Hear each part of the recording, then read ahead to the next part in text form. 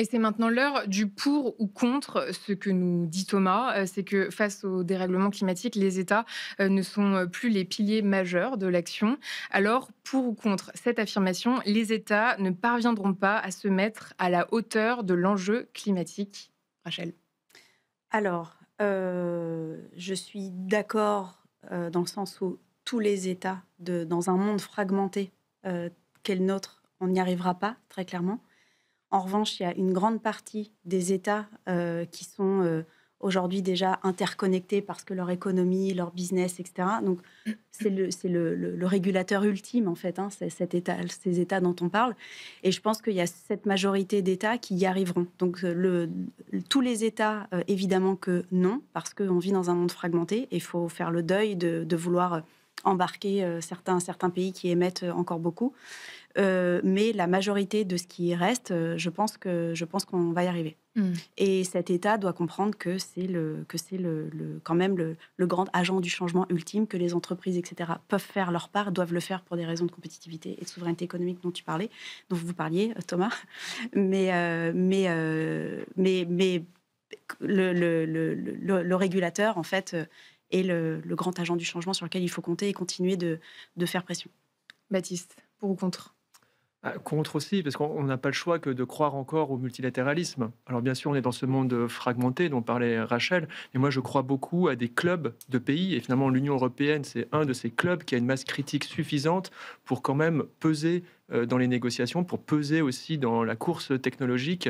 Donc on n'a pas le choix, il faut croire au multilatéralisme, parce qu'à la fin des fins, c'est quand même le régulateur qui fixe les règles du jeu. Si on veut donner de la valeur à ce qu'il n'en a pas, le prix du carbone notamment, il faut que ce soit une politique publique, et donc il faut que les États se mettent d'accord, au moins qu'une partie des États se mettent d'accord. Cédric. Je suis contre aussi, alors on va finir par être tous d'accord. Alors, je suis pour et contre en même temps, parce que si la question est de savoir si les États sont à la hauteur, pour l'instant, la réponse est non. De là à dire que ça ne marche pas, il faut essayer autre chose, je ne suis pas d'accord. Le changement climatique, le GIEC nous le rappelle, c'est un commun. Il y a un climat sur l'ensemble de la planète, qui se décline géographiquement, d'accord, mais il y a un climat et on est en train de le dérégler. Et donc, on a un problème de tragédie des communs. On a évoqué le coût de l'inaction, le coût de l'action. On sait qu'au niveau de la planète, le coût de l'inaction est bien supérieur au coût de l'action. Donc, il va falloir agir.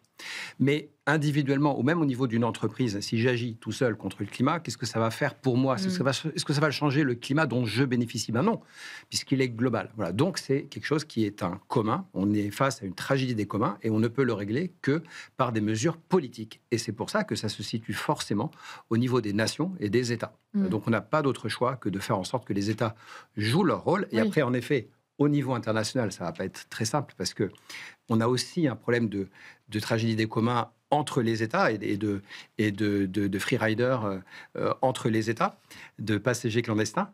Mais ça aussi, il faut le dépasser. C'est pour ça que Baptiste a raison de parler de club d'États. Donc l'Europe, c'est déjà une zone suffisamment importante pour influencer pas mal le reste du monde.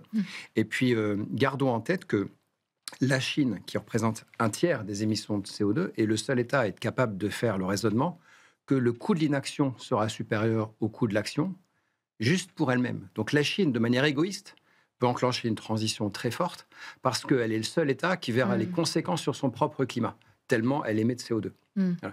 Donc la Chine, qui est entre nous déjà en train de commencer à montrer l'exemple sur un certain nombre de sujets, l'Europe, qui a en plus eu l'habitude dans le passé d'éclairer le reste du monde, peut aussi jouer un rôle et un rôle d'exemple. Et donc, oui, bien sûr que les États doivent jouer un rôle, on n'a pas le choix.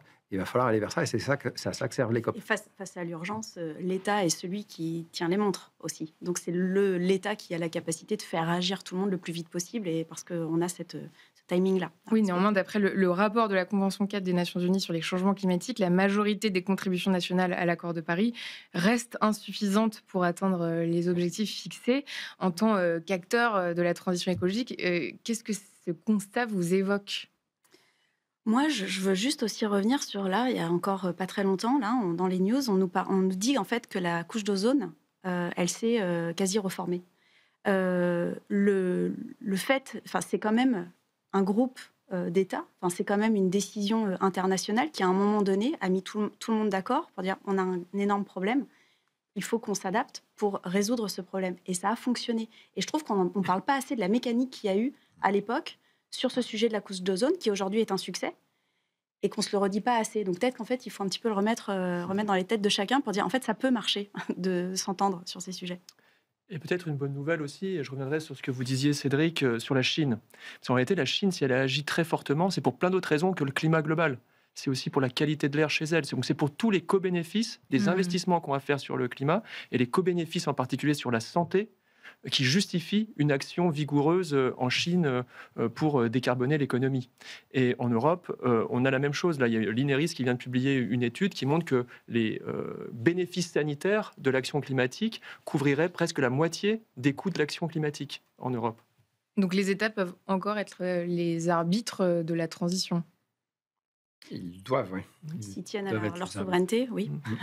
Baptiste, aujourd'hui, comment est-ce que vous évaluez la contribution de la France? Elle est souvent critiquée chez nous, mais finalement, quand on regarde à l'international, elle reste plutôt bien placée. En général, quand on se compare, oui, on se console. Parce qu'en réalité, on a la législation environnementale la plus vigoureuse au monde, que ce soit sur le climat ou sur les enjeux d'économie circulaire, de biodiversité. On a quand même une législation qui va très loin. Et aujourd'hui, la question, elle n'est pas tant de est-ce qu'il faut augmenter la barre de la régulation que de rentrer dans le travail concret d'atteindre les résultats qui sont fixés dans la loi. Aujourd'hui, c'est vraiment ça.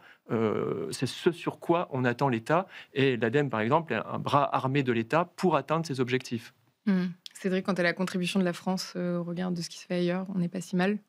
Oui, je crois qu'on n'est pas si mal. On aime bien s'auto-flageller en France, mais on est quand même bon sur le climat. Et je pense qu'il y a moi, ce que j'ai perçu par rapport à d'autres pays, c'est un très très fort aussi réseau associatif et des initiatives qui n'existent pas ailleurs.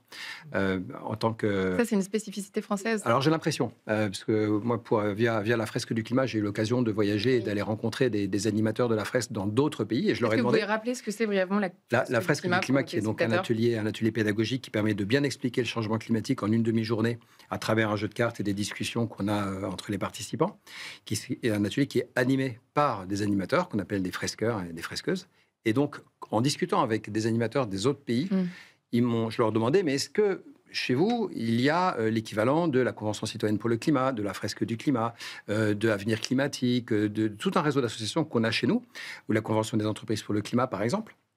Et ils m'ont dit, non, il n'y a pas, et franchement, si ça existait, on serait au courant. Voilà. Donc, je pense qu'il y a vraiment quelque chose qui est spécifique à la France. Je pense quelque part qu'un certain monsieur Jean-Marc Jancovici y est pour quelque chose, parce que lui, ça fait depuis 2000 qu'il a son site web de pédagogie. Il a inventé le bilan carbone. Il a créé le bilan carbone, exactement, pour l'ADEME, exactement. Il a déclenché la sensibilisation d'énormément de monde, moi y compris, des gens qui ont par la suite eux-mêmes fait leur bonhomme de chemin et déclenché d'autres mouvements, etc.